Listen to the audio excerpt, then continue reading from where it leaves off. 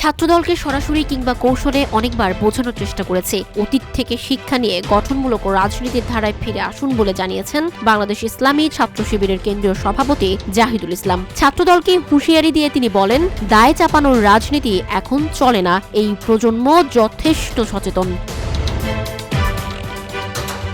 কিন্তু বন্ধুপ্রতিম সংগঠনটি আমাদের আহ্বানে সাড়া না দিয়ে বিগত ফ্যাসিস্ট ও তাদের শাহবাগী দোসরদের পরামর্শে অগ্রসর হচ্ছেন জানিয়ে শিবির সভাপতি বলেছেন, যার প্রতিফলন কুয়েটে প্রমাণিত হলো। এই ঘটনা আর জুলাই আগস্টে ছাত্রলীগের কর্মকাণ্ডের মধ্যে পার্থক্য কোথায়?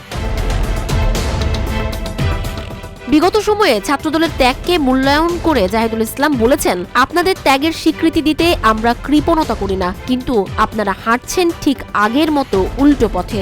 দখলদারিত্বের মনোভাব পরিহার করে শিক্ষা ও সেবামূলক ছাত্র রাজনীতির ধারায় ফিরে আসুন। নতুন বাংলাদেশ বিনির্মাণে সামর্থ্যের আলোকে ভূমিকা রাখুন।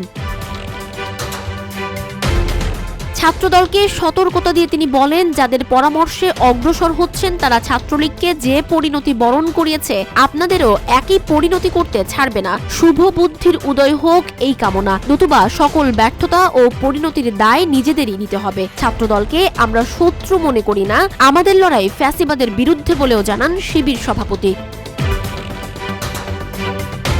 ছাত্রদলকে কড়া বার্তা দিয়ে জাহিদুল ইসলাম বলেছেন, ছাত্র শিবিরের উদারতাকে দুর্বলতা ভাববেন না। ছাত্র শিবির কোনো ব্যক্তি বা দলের পূজা করে না, এক আল্লাহর গোলাম হিসেবে শুধুমাত্র রবের কাছেই মাথা নত করে।